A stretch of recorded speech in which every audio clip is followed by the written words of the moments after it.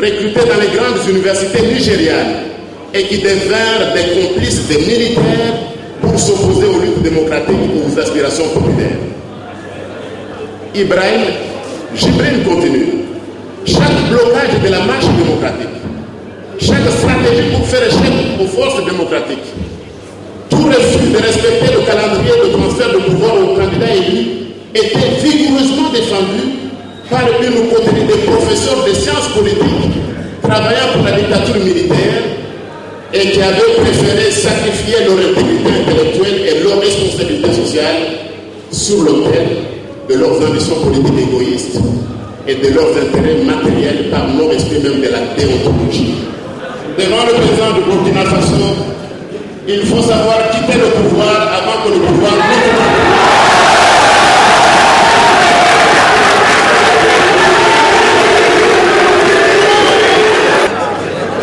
les révisions positionnelles en Afrique, qui sont souvent commandées. Permettez-moi de vous présenter mes notes de lecture de l'ouvrage de la révision de la position et dynamisation de la mission. C'est à niveau universitaire des choses acceptables qu'on fasse des recensions. J'ai tenu à le lire pour vous, sachant que je donne le cours de droit constitutionnel congolais, mes étudiants n'ont pas eu l'occasion. S'agissant de la révision de la position et de l'évaluation à la nation,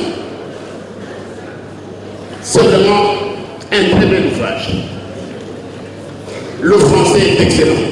Quand on est juriste, il faut parfois qu'on lise les articles. Pour risquer de me reprocher de l'avoir pas. J'ai lu l'article 220. Elle ne peut être révisée ni par... Il n'y a pas de théorie. Si quelqu'un a voulu avoir un support scientifique, disait la Constitution, il a échoué. Parce que l'argument scientifique pour la révision est minable scientifiquement. L'article 220 dit ceci. La forme républicaine de l'État, le principe du suffrage universel, la forme représentative du gouvernement, le nombre et la durée des mandats du président de la République, l'indépendance du pouvoir judiciaire, le pluralisme politique et syndical ne peuvent faire l'objet d'aucune révision constitutionnelle.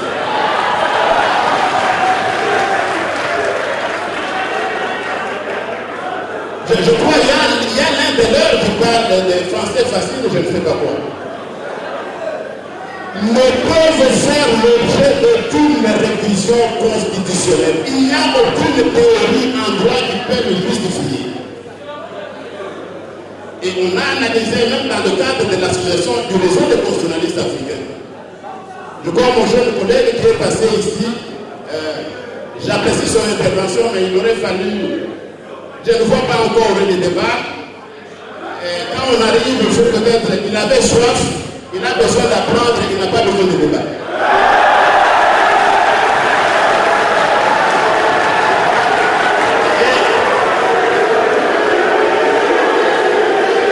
S'agissant de la révision constitutionnelle,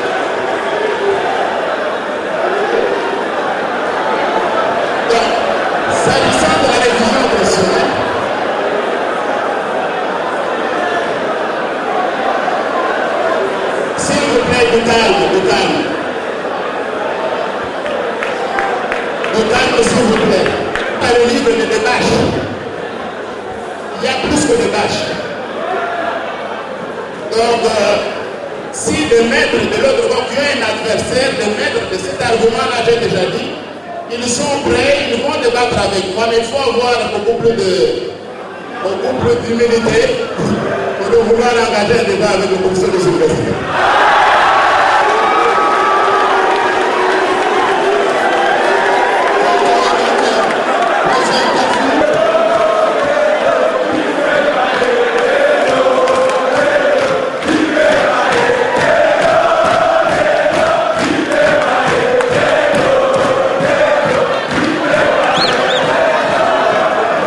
On voit ça.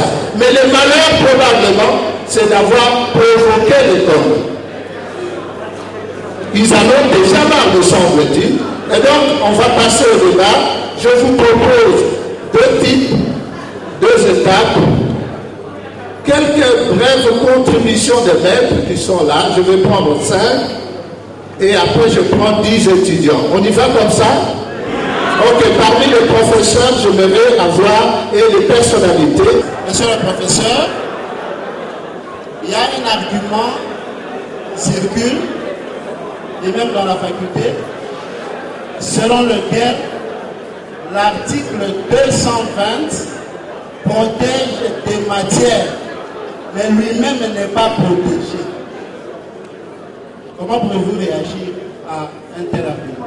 La Constitution, tout en étant une fondamentalité d'un pays, c'est ce qui nous constitue, mais la Constitution a une vocation à la pérennité et constitue une sorte de défi au temps qui passe. Et donc, je profite de poser la question au professeur Mbata de savoir quelle lecture les professeurs font de la combinaison des dispositions de l'article 13 et celle de l'article 220 de la Constitution du 18 février, telle que modifiée et complétée à ces jours.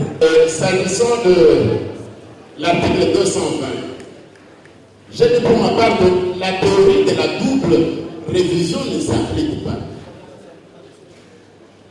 Je suis un peu surpris. Vous comprenez un peu mon problème. Je lis la littérature anglophone et la littérature francophone. Donc je ne vois pas en quoi une théorie de double révision, encore faut-il qu'on m'en donne l'auteur de cette théorie. Je ne vois pas en quoi on peut par cette théorie-là réviser l'article 220. Ça rejoint une autre question qui m'a été posée. Ce sont les matières qui sont prévues à l'article 220 qui sont protégées, mais pas l'article 220 lui-même. C'est ce que j'ai entendu. Ici, nous avons une faiblesse dans nos enseignements, dans nos facultés, pas seulement ici dans les facultés de droit francophone. Ailleurs, il y a un cours que l'on donne qu'on appelle le cours d'interprétation constitutionnelle. Tout le monde n'est pas constitutionnaliste. Je sais que ça fait bon marché d'établir constitutionnaliste, mais tout le monde n'est pas constitutionnaliste. Le droit constitutionnel vous dit quelle méthode appliquer pour interpréter la Constitution. Il y a aussi la méthode d'interprétation administrative. Là, c'est pour interpréter les actes administratifs. Je constate que même nos juges, ils n'appliquent que la première méthode. Quelles sont les méthodes d'interprétation constitutionnelle? Il y a la méthode littérale ou grammaticale. On voit seulement la lettre, parce qu'on n'a pas d'expressis verbis, donc faisons ça. C'est cela, cette approche-là. Mais elle est dépassée en droit constitutionnel. Il y a l'approche contextuelle. Pour interpréter une constitution, il faut considérer le contexte, non seulement local, mais aussi régional et même international. Il y a aussi l'approche téléologique.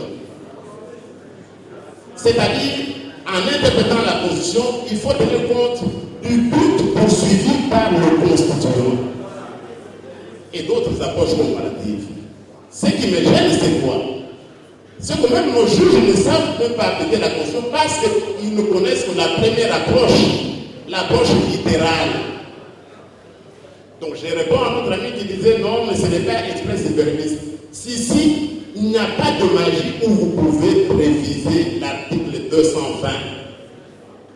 Je ne dis pas qu'après cette conférence, on ne peut pas réviser. On l'avait déjà fait. On peut le faire, mais qu'ils sachent qu'ils n'ont pas d'argument scientifique. Ils n'ont pas d'argument scientifique. Donc la théorie de la double révision, il ne s'applique pas. Cet article-là ne peut pas être révisé. L'Assemblée nationale qui voudrait une loi et le Sénat qui a valeur constitutionnelle, ce n'est pas possible.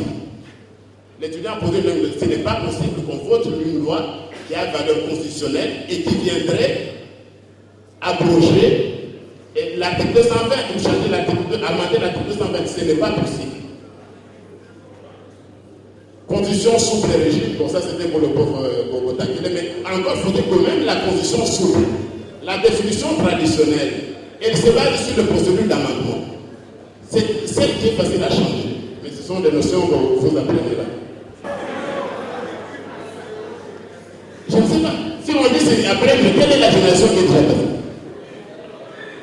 La constitution américaine, elle a attendu combien de générations? Donc, je crois que je voudrais m'arrêter là. Merci, Président. Impeccable, Président. Camarades étudiants, je vous salue.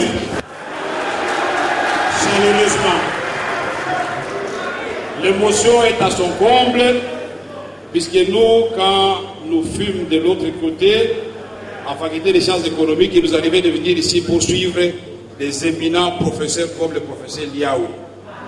Mais il est regrettable de constater que la science dans notre pays est au service du mal. Vous qui étudiez encore, il faut qu'ensemble, avec les professeurs des grands talents qui sont dans cette salle, nous puissions opérer la rupture. Professeur André Bata, vous avez le mérite de nous apporter des arguments qui vont arrêter cette dérive qui va certainement enterrer la nation. Je voudrais donc en disant que en 1997, quand l'AFDEL est arrivé, on a vécu la même pratique. Le décret 003 a remplacé toute une constitution, un acte constitutionnel de la CNS. Ça ne veut pas dire que tous ceux qui avaient siégé à la CNS, plus de 3000 Congolais, parmi lesquels les professeurs d'université, tous ils étaient à côté de la plaque. Vous chassez Mobutu et vous chassez les textes de la République. Est-ce que le problème c'était les textes ou la gouvernance du pays? Nous allons à San City avec mon estimé Moïse Garugabo dans cette salle. Nous élaborons l'acte de la transition. Mais nous disons au peuple congolais, nous devons faire un diagnostic sincère. On doit poser les jalons, les pivots, les piliers sur lesquels la vraie République doit s'asseoir. Ça signifie quoi? Tirant les leçons du passé, on doit bloquer la folie de quiconque. C'était impersonnel. On ne savait pas que c'est Kabila qui allait gagner, ou Bemba, ou Ruberwa, ou tout autre candidat. C'était impersonnel. On dit quiconque qui gagne n'a pas le droit de toucher aux articles verrouillés. Et son mandat sera de 5 ans, une fois renouvelable, un point. Nous sommes bien placés pour le dire. Quand nous concevons notre stratégie, puisque nous sommes en politique, en même temps en science, pour dire qu'il faut donner l'alternance au peuple congolais. Nous disons, puisqu'il y a 2 tours, une seule chose, on se met d'accord, l'affaire est terminée au 2e tour, celui qui a perdu soutient l'autre. Mais en 24 heures, on touche à la Constitution. Moi, je croyais rêver. J'ai vu des sénateurs se débattre. La question n'était pas inscrite à l'ordre du jour de la session extraordinaire. Parce que ce que vous ne savez pas, il est dit. Quand on convoque la session extraordinaire, il faut que toutes les matières soient contenues dans la décision qui convoque cette session. Et pour le cas du Sénat, la révision constitutionnelle n'était pas à l'ordre du jour. Mais par quelle magie on a révisé la Constitution? On a révisé, mais nous avons eu les élections de 2006. Mais maintenant, si nous devons parler au professeur Bocha, pas en tant que politique, mais en tant qu'intellectuel, puisqu'il a suscité des débats, nous devons lui poser quelques questions, lui apporter quelques réponses et lui donner des conseils. Il n'y a que des bons dieux qui ne se trompent pas, n'est-ce pas? Les repentirs existent, on peut se confesser, on peut avoir le pardon, mais prendre l'engagement de ne plus jamais recommencer, n'est-ce pas? Et donc nous disons ceci. Quand on dit entre la révision de la Constitution et l'inanition de la nation, on choisit des concepts trop compliqués. Faisons simple. On voudrait vous dire si on ne révise pas la Constitution, vous devez choisir entre réviser la Constitution et nourrir la nation pour qu'elle devienne encore plus forte qu'elle existe. On voudrait aussi vous dire quoi? Si on ne révise pas la Constitution, la nation congolaise va disparaître. La première question, quelle est l'adéquation entre la révision de la Constitution et la survie de la nation congolaise? J'ai lu les livres comme le professeur André Mbata, je ne vis nulle part. Au contraire, mon livre qui va sortir, et vous me ferez l'honneur de venir assister ici, pas au fleuve, nous allons démontrer plutôt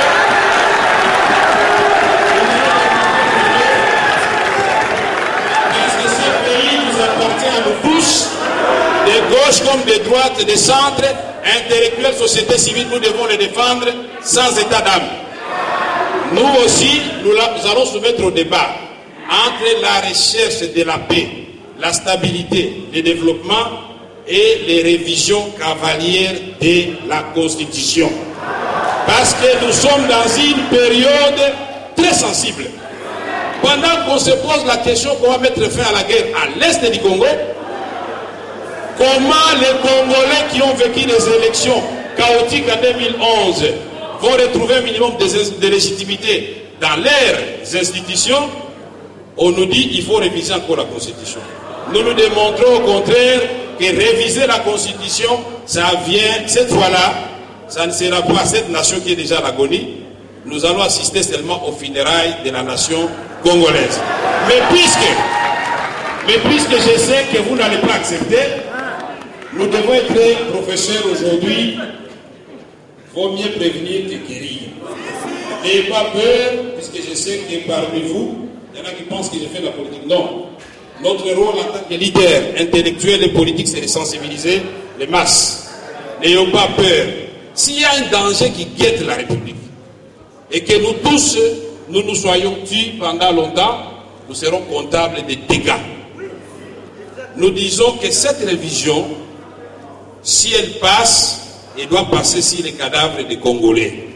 Parce que dans la masse, nous sentons les esprits sont surchauffés. Les évêques ont déjà écrit le 22 février 2013. Je voudrais dire, pour terminer, l'autre question que vous allez débattre certainement aujourd'hui, c'est de savoir, on voudrait réviser pour quelles raisons? Est-ce que la constitution actuelle empêche aux institutions de la République d'apporter des réponses aux besoins sociaux de nos populations? Est-ce que les textes tels qu'ils existent aujourd'hui empêchent de combattre l'impunité et l'économie de prédation dans notre pays? Est-ce que les textes tels qu'ils existent aujourd'hui empêchent qu'on mette fin aux violations massives des droits de l'homme? Un politicien qui parle, il se retrouve à Makara. Tout celui qui a une vision contrôle, il est à Makara. Mais si nous voulons aller de l'avant, on veut consolider la nation, on doit faire l'inverse, n'est-ce pas? Commencer d'abord par libérer tous ceux qui ont été injustement arrêtés. C'est un acte. 2. Le président Kabila, s'il fait une déclaration pour contredire son... Non, je ne parle pas de bras. Le chef de son parti. J'avais vécu la même chose en 2007. Moïse Nyarugabo est ici de Tira. Il y avait la constitution qui devait être révisée en 2007. Nous avons démontré que c'était inopportun. L'engagement de ne pas réviser la constitution. Et nous prenons l'engagement d'aller au dialogue vers un esprit de construction. Je pense que c'est le peuple congolais qui va gagner. Avec les agendas personnels, ni le président, ni nous, personne ne va gagner, c'est la nation qui va perdre. Je vous remercie, monsieur le professeur.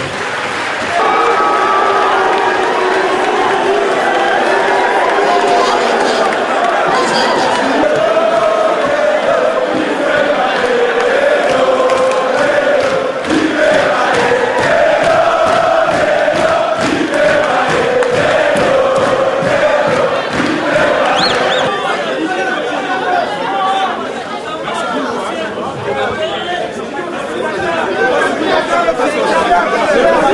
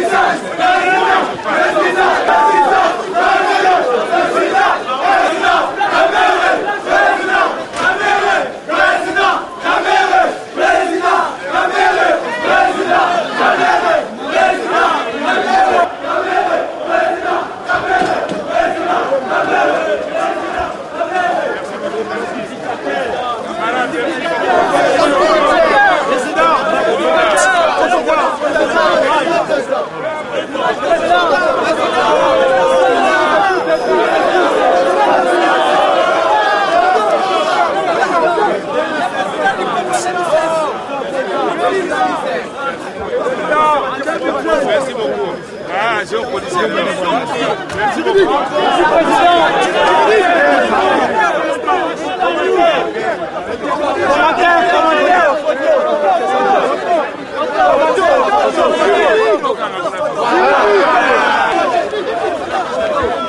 dit